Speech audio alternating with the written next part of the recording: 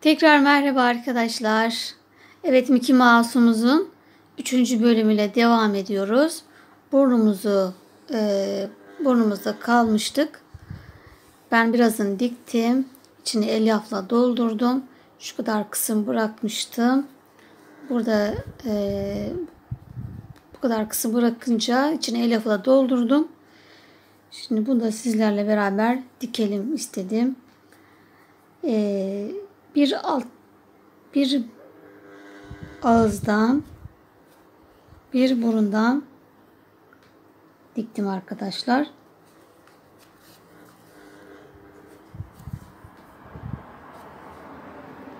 Aynı daha önceki yaptıklarımız gibi, boyun dikiminde olduğu gibi karşılıklı dikiyoruz.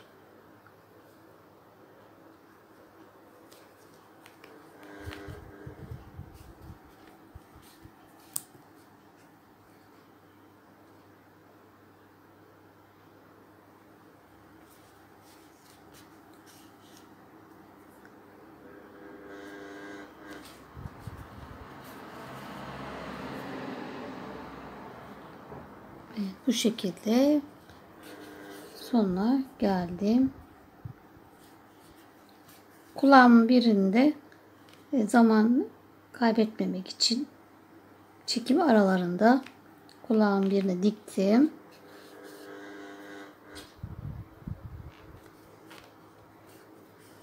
Evet, bu şekilde diktik. Tüyüm atıp ipimizi keseceğiz. Evet, burnumuzun dikimi de bitti arkadaşlar. Görünüşü şu şekilde. Biraz da göz tarafında olacak burnumuzun. Şimdi kulağımızı yerini belirleyelim. Kulağımızı tam ortadan başlıyoruz. 1, 2, 3, 4, 5, 6. 6 ve 7.'nin şuraya belirleyelim. Tam kulak hizamız normal yaptığımız gibi. Bu hizaya şöyle 6'dan sonra 7.'nin üzerine gelecek. Şöyle açalım. Tam buraya toplu iğnelerimi yerleştiriyorum.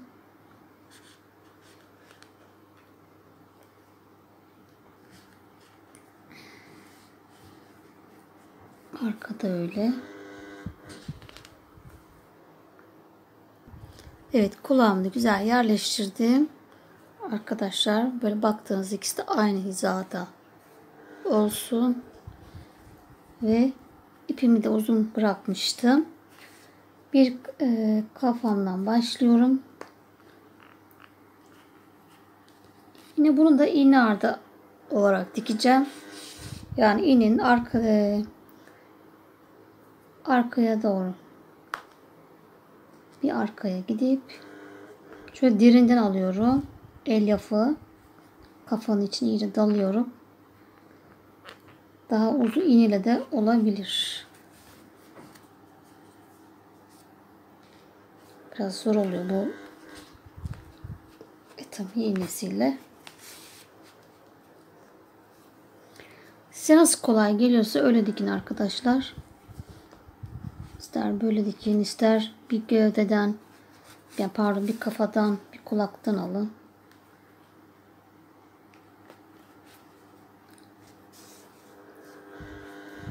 Bu şekilde dikelim. Evet, kulaklarımızı da diktik arkadaşlar. Şimdi ağzımızı şekillendireceğiz. Bunun için yerimizi belirleyelim önce. Şu ortada ağzımıza ilk başladığımız zincir vardı. Onun 1, 2, 3. sıra hemen şu arttırma yerimizin hizası. Buraya yerimi belirledim. Buradan burası da buraya saydığımızda 2, 4, 6, 8, 10. 10 ilmek oluyor arkadaşlar. Bu tarafta yine aynı şekilde. Burası da 2, 4, 6, 8, 10. Arada 10 tane ilmeğimiz var. Burası da 10. Burası da yine başladıktan sonra başladığınız yer zincir arası şurasıydı. 1, 2, 3. Üçüncü sıramızda yerimizi belirledik. Şimdi boynundan veya başka bir yerden de girebiliriz. Buradan giriyorum. Toplu iğnemin hemen hizasından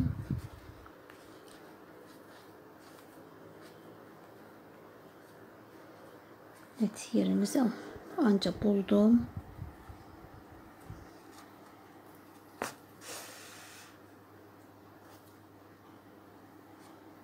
Evet. Buradan karşıya gideceğiz. Bu şekilde.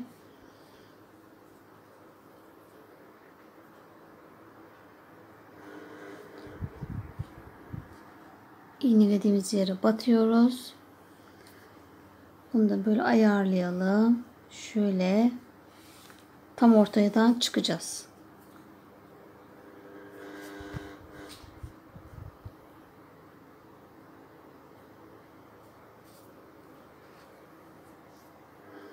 Evet, bu şekilde hemen burnumun altından çıkıyorum. Ağzımız. İpimizi iyice gerdirelim. Ve ipimin içine batarak ipin içinden batıyorum. Diğer ipin karşıdan çıktım. Biraz tutturmak için ipimin içine batıyorum.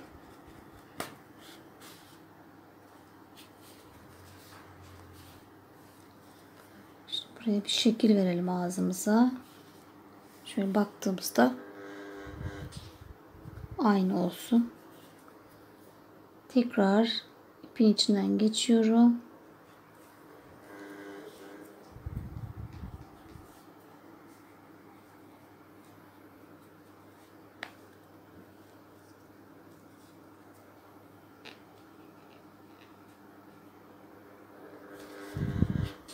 Bu şekilde ipimi tutturuyorum. Yine içinden geçiriyorum. Buraya sabitlemiş oldum. Yine aynı şekilde karşıyı da aynı yapacağız. Evet, bu arada arkadaşlar tam bu esnada şuradaki ipin içine batıyorum. Sabitlerken şurada bir gülme işaretimiz var. Onu da tam buraya gelmişken onu da yapalım. Şu şekilde bir gülücük. Çok abartılı yapmıyorum. Şöyle normal bir gülücük yapıyorum. Buradan da diğer tarafı yapacağım. Bu tarafı sabitleyeceğim. İğnemin yetiştiği yere kadar gidiyorum. Evet, bu taraftaki gülücüğümüzü de yaptım ve ağzımızı bitirdik. Şimdi keçeyle dilimizi yapacağız ağız içine. Evet, ağzımız için arkadaşlar keçemizin boyu 6 santim, eni de 2 santim olacak. Bunu böyle ikiye katlayacağız. Makasımızla, böyle keskin bir makasla şöyle şekil vereceğiz. Şöyle yarım birkaç milim giriyorum.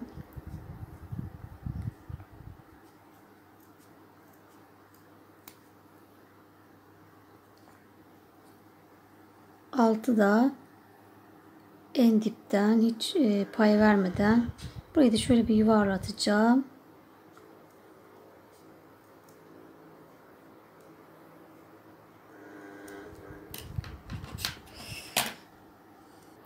Evet, bu şekil ağzımızda kestik. Şuraları yine düzeltelim. Daha sivri olması için. Evet, daha da bozmayalım. Şimdi bunu yine keçeyle güzelce pardon, kumaş yapıştırıcımızla yapıştıralım. Böyle güzelce sürelim. Her yerine gelecek şekilde iyice yapışsın.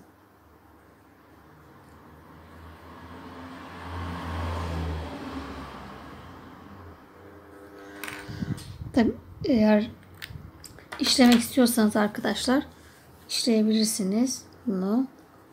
Şimdi tam ortamıza yapıştıralım.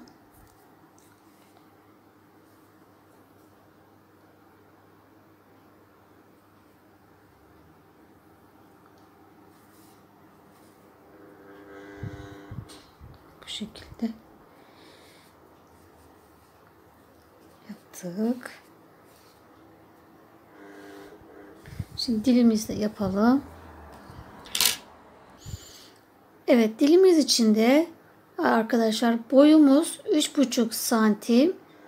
Enimizde yukarıdan aşağıya da 1,5 santim keçe kesiyoruz. 3,5'a 1,5. Yine ortadan katlıyoruz. Bunda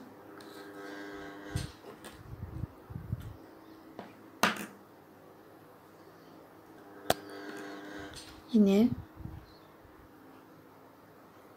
çok az bir milimle kesiyoruz. Bir de bu taraftan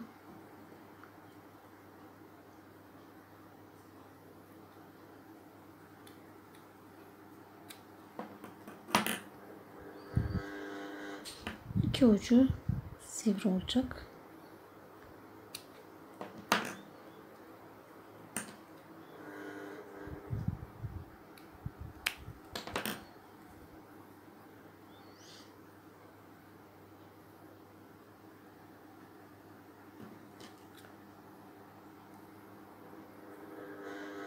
Şuradan da bir milim gireceğiz.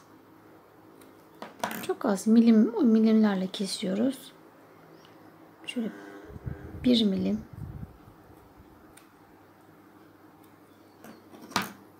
Bir milim, 1 milim. Evet, bu şekilde dilimizde yaptık. Evet, dilimin de yine her tarafına iyice yapıştırıcı sürdüm ve böyle güzelce yapıştırıyoruz. Aşağıya gelecek şekilde tam ortalayıp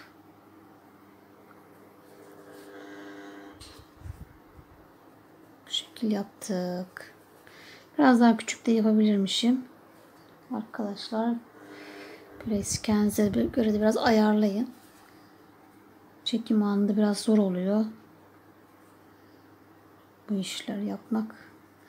Evet, bu şekilde arkadaşlar kafamızı bitirdik. Şimdi hemen tabana başlayalım. Bu videoda da tabanımızda, ayak tabanı da yapalım. Evet, birinci ayağımı ben ördüm arkadaşlar. İkinciyi de şimdi beraber yapacağız. Şimdi 15 zincirle başlıyoruz. Evet, 15 tane zincir çektim. İkinci zincirime 3 tane sık iğne yapıyorum. 1 2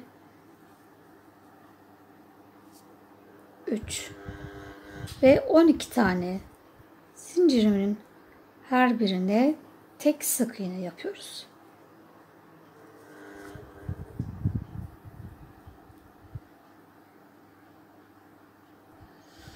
Evet, 12 tane sık iğne yaptık. En son kalan zincirimin içine de 5 tane, yani zincirimin içine 5 tane sık iğne yapıyorum. 1 2 3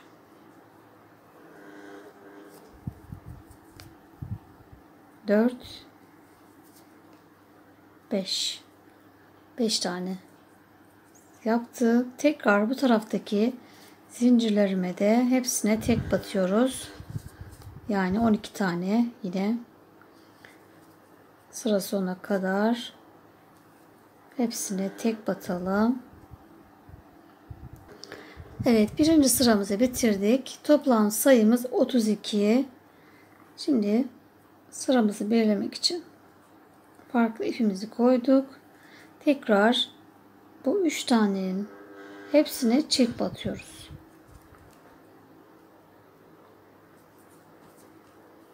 Birinci çift, ikinci çift ve üçüncü çift. Tekrar 12 tane sık iğne örüyoruz.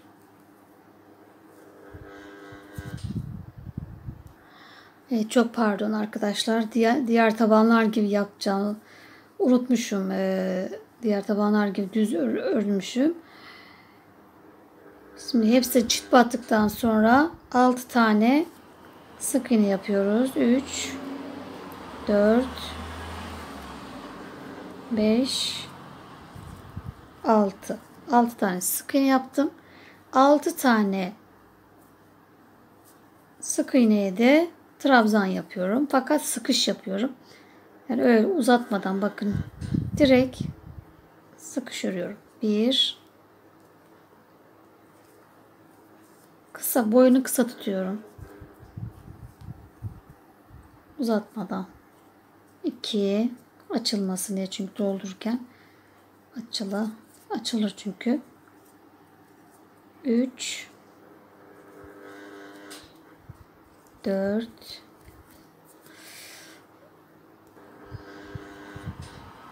5 ve 6 tane sık iğneme hepsine trabzan yaptım. Şimdi köşeye geldim. 5 tane yapmıştık. Hepsine çift batıyoruz. Yine trabzan olarak. Burası bizim burun kısmı. Bu ayağımızın geniş kısmı. Bu koca ayak, biliyorsun ayağı kocaman Mickey farenin. Burayı o yüzden trabzanla yapıyoruz. Şimdi buraya hepsine 5 tane hepsine çift batıyoruz. Trabzan olarak. Evet, 5 tane sık iğnemin hepsine çift battım. Köşeyi döndüm. Tekrar 6 tane sık iğneme trabzan yapıyorum. Hiç uzatmadan çekmiyorum. Sıkış olması için arkadaşlar. 4 5 6 Tekrar şimdi geri kalan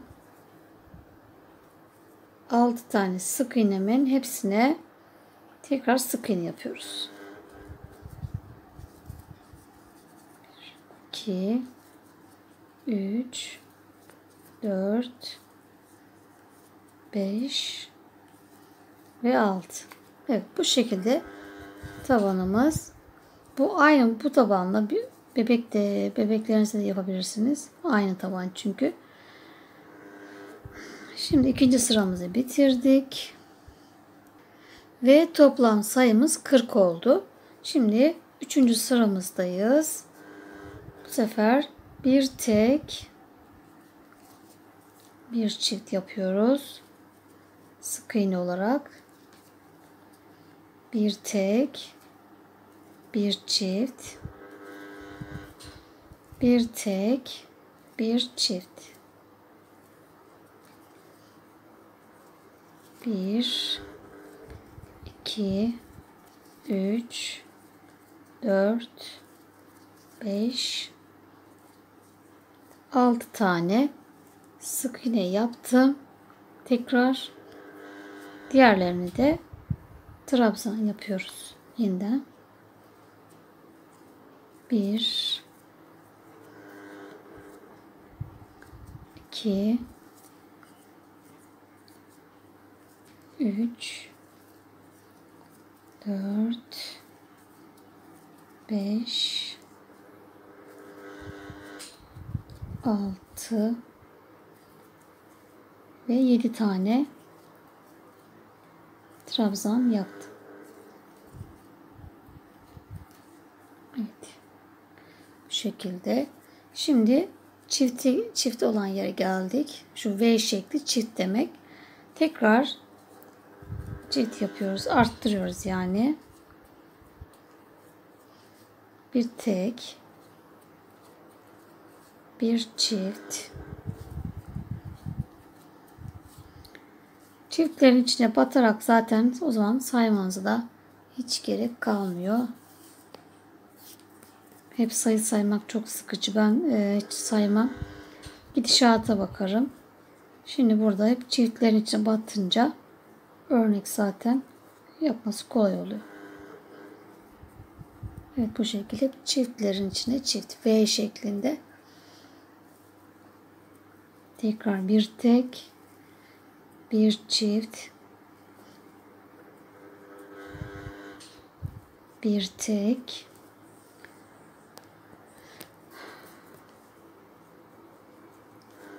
bir çift. 5 tane çift yaptık. 5 tane yine köşemizde arttırma yaptık. Evet, köşemizdeki arttırmaları da yaptıktan sonra 5 taneyi 7 tane trabzan yaptım. 5 tane de sık iğne yaptım. Ve 3. sıramı bitirdim. Toplam sayımız 48 oldu. Tekrar şöyle sıramızı belirliyoruz. Bu sefer 2 tek, bir çift yapıyoruz. 2 tane tek battım. Bir çift. 2 tek, bir çift. Topak kısmında 3 tane arttırma. Burun kısmımızda 5 var. Buradan da anlayabiliriz gidişatı. 2 tane tek, bir çift. Evet, arka topukta 3 tane arttırmamı yaptım. Tekrar sık iğne örüyorum. 1, 2, 3, 4, 5, 6. Evet, 6 sık iğne yaptım. Şimdi tığımın üzerine alıyorum. Tekrar trabzan olarak 8 tane trabzan yapıyorum. 2, 3, 4,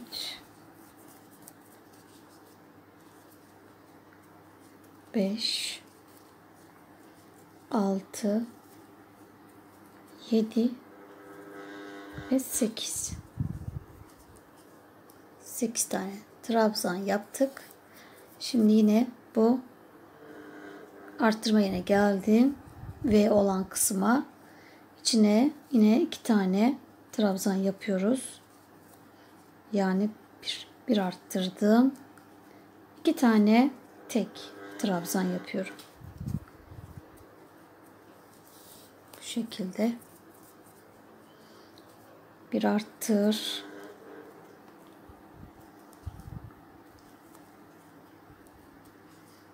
İki tane tek.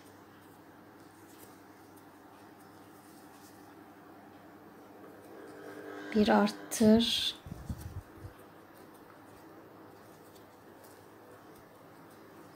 İki tek.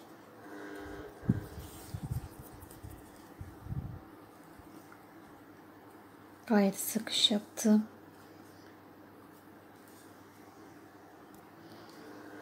Tekrar bir arttır.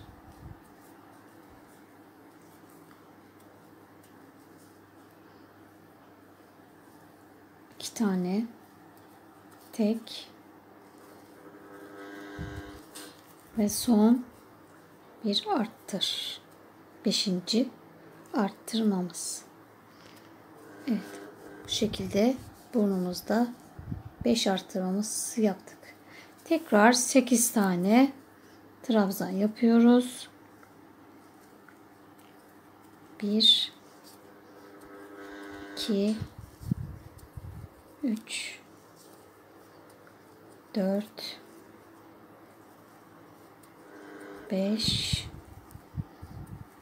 6, 7, 8. Bu şekilde. Ve tekrar 1, 2, 3, 4 tane sık iğne yapıyoruz. 1, 2, 3, 4. Tabanımız bu şekilde. Evet, 4. sıramızı bitirdik. Ve toplam sayımız 56 oldu. Ve tabanımızı bitirmiş olduk. Arkadaşlar, şimdi daha önceki arkadan alıp örüyorduk. Bunu da böyle yapmayacağım. Hani blue da yapmayacağım. Önden de yapmayacağım. Direkt düz öreceğim. Direkt 7 sıra eksiltme, arttırma yapmadan düz öreceğim. 56 ilmek olarak arkadaşlar. Evet, 7 sıra düz ördüm arkadaşlar. Eksiltme, arttırma yapmadan 7 sıra düz ördük. Şimdi 11. sırayı bitirdik. Şuradan sayalım bir daha. 2, 4, 6, 8, 10, 11. 12. sıradayız. Başlangıç yerimizden buraya kadar 18 tane sık iğne ördüm. Şimdi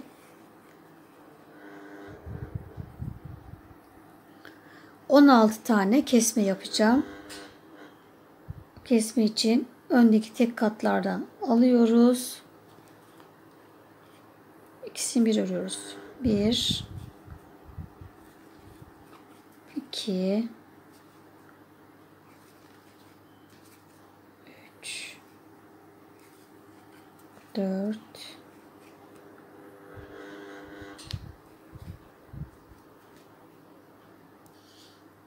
5. Toplam 16 tane kesme yaptım peş peşe ve 6 tane sık iğnem kaldı. Onları da tek batıyoruz. Ve 40 tane ilmeğimiz, sık iğnemiz kaldı. Evet, 12. sıramızı bitirdik. 13. sıradayız. Bu sırayı düz öreceğiz. Kesme yerine kadar sık iğne örüyorum.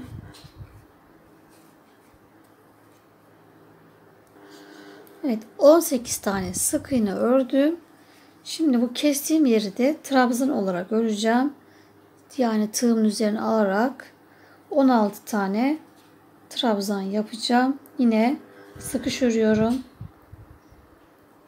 Trabzanı hiç uzatmadan.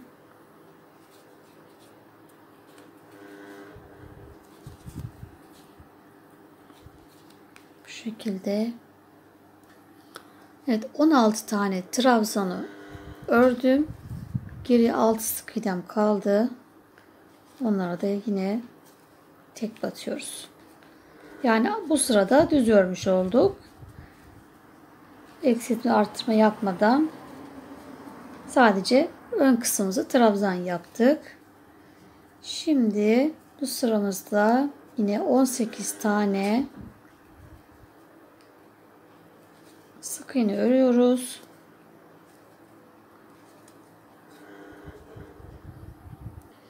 Evet, 18 tane sık iğne ördüm.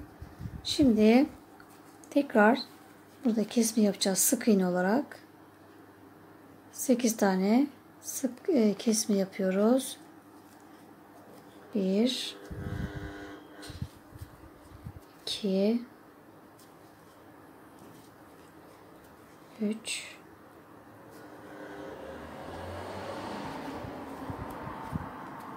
4,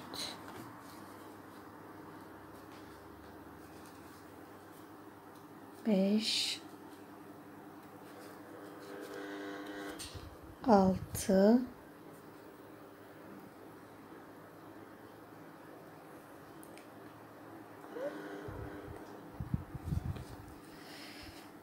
7 ve 8.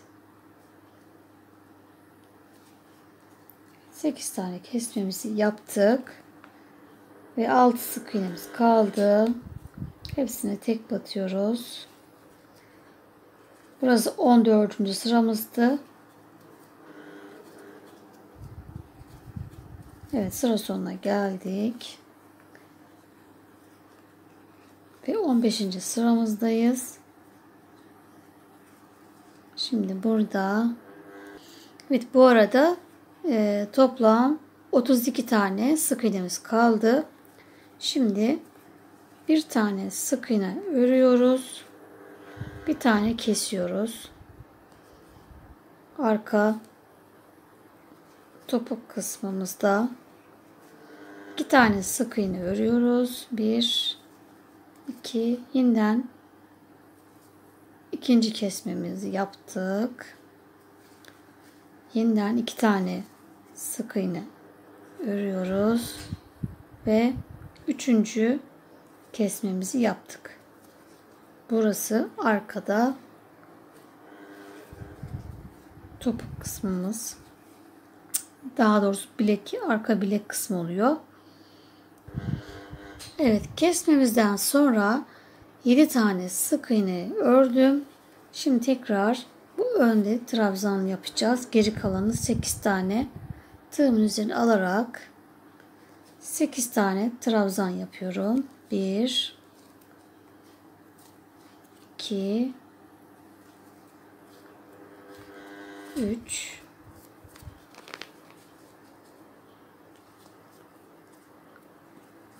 4 5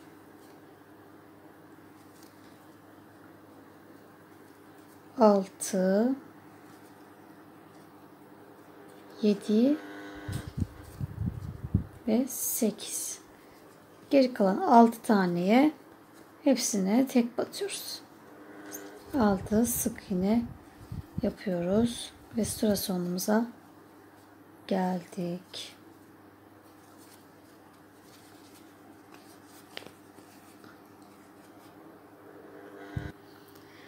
Evet, 29 tane ilmeğimiz kaldı.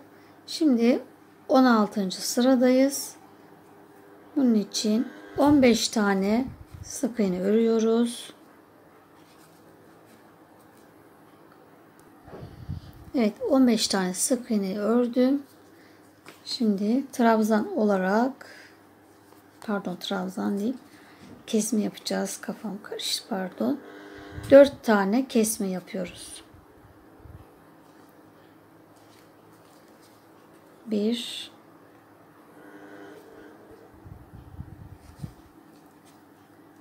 2 3 ve 4. 4 tane kesmemizi yaptık. 6 tane sık iğnemizi yapıyoruz. Son kalan 6.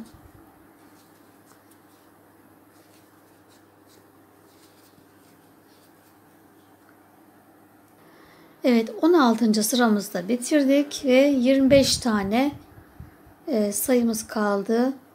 Artık bilekteyiz. Bundan sonra kesmeyi yapmayacağız.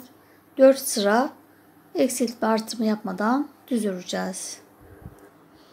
Evet, 4 sıra düz ördüm. Şimdi 21. sıradayım arkadaşlar. 20. sıramızda 4 tane arttırma yapıyoruz. Hemen bir tane arttırıyorum. Başlama yerimiz olduğu yere bir tane arttırdım. Hep göz kararı. 2 3 4 4 tane düz ördüm. Hatta 5 olsun. 5 tane tek battım, bir arttırdım. Yani 4 tane, 2 önde, 2 yanlarda 4 tane. Hani çok sayı önemli değil, bu arada kaç sık iğne olduğu. Önemli olan 4 arttırmayı serpiştirmek. Şimdi üçüncüyü yaptım. 1 2 3. Bir tane de önde ortada olacak. 3 tane arttırdım. Saymıyorum.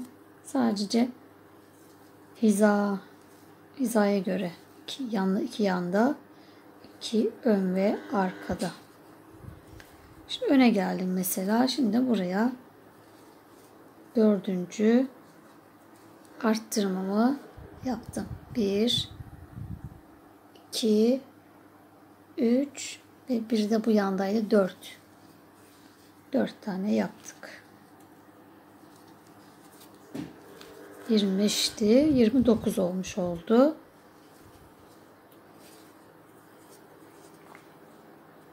Ve bundan sonra 2 sıra düz öreceğiz. Evet, ayağımızı bitirdik arkadaşlar. Toplam 23 sıra olmuş oldu. Şimdi ilk başladığım yere geldim. İlmek kaydırıyorum. Ve 8 tane zincir çekeceğim. Şimdi isterseniz burada koparıp devam edebilirsiniz.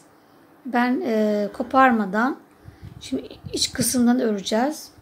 Şu detayı yapmak için. İster şu şekilde zincir çekip devam edin. İsterseniz bunu görmek istemiyorsanız direkt koparıp yeniden başlayın. Ben çok görünmediği için 8 zincir çekiyorum. 3, 4, 5, 6, 7, 8. 8 de çok mu uzun? Hemen unutan biriyim. 8 tane zincir çektim. 7 tane ilmek aşağıya, yani şu bilek yerine iniyorum arkadaşlar. Son kestiğimiz yerin üzerine buraya arkadan öreceğiz. Siyah ipimizin zeminini hazırlıyoruz şu an. Bunun için 2, 4, 6, 7 şuraya iniyorum. Arkadan şu şekil öreceğim. Şimdi bir tane öyle hazırladım. Bundan sonrası kıvırdım. Rahat örmek için. Bu şekilde kıvırıp rahatça örebilirsiniz. Şöyle aynı yerden batıp iç kısımdan örüyorsunuz.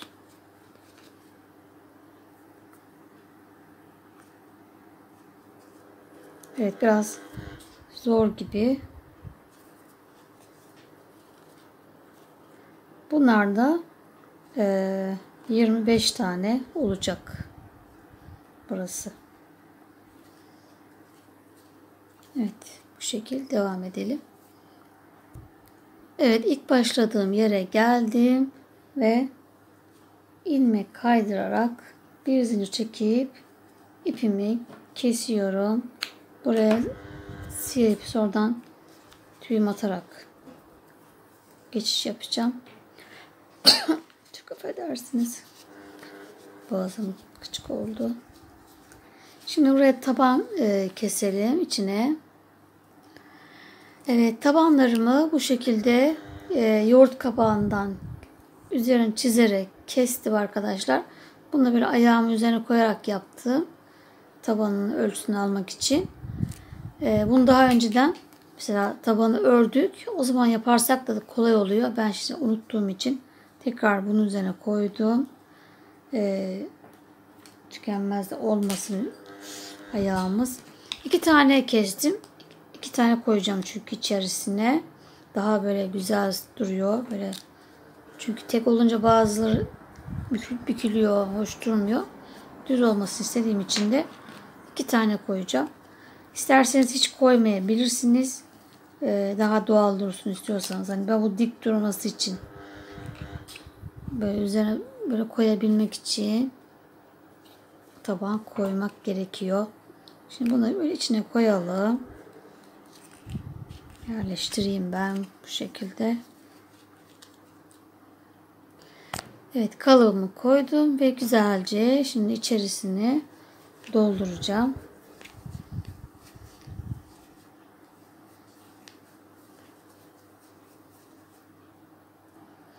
Evet, ayağımı doldurdum arkadaşlar ve şimdi sabitleme zinciri yapıyorum. Ve bunu şurada başlangıç yeri yine yanda yapacağım. Arkada da olur. Bunu arkadan başlayalım. Arka ortadan